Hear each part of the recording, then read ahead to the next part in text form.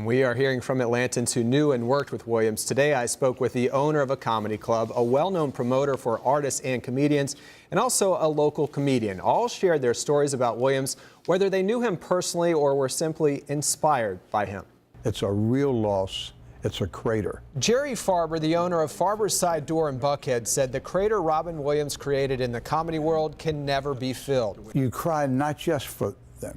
You cry knowing you're not going to see that ever again. I really believe that. There'll be other great performers. There are, not like Robin Williams.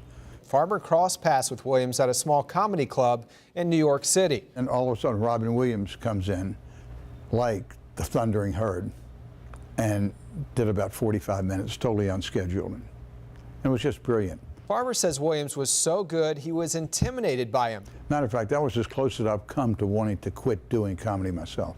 For real. Like, when you know they exist, it's like, what are you going to do? But he says when Williams came to Atlanta, he worked with other comedians to help them improve their craft. I really loved him. He was an inspiration for me, and I know millions of other people, to keep doing it. Robin was just always up and happy.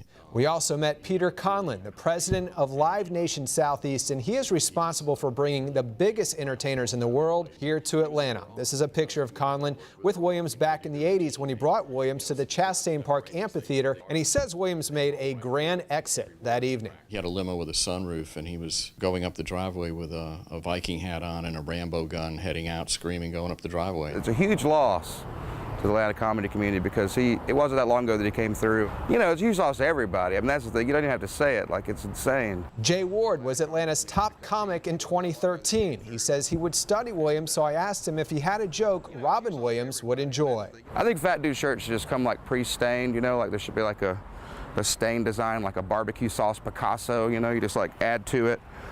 Trademarking that, don't. Ward also really did a great impression of Williams, and at Farber's Side Door tomorrow night, comedians will be getting together to honor him. And right now, many are wondering how such a beloved man like Robin Williams could take his own life. A spokesman for the comedian says that he suffered from severe depression. We asked a local therapist about who is at the highest risk for suicide and what local efforts are in place to treat people suffering from depression. We'll bring you that information in the next half hour.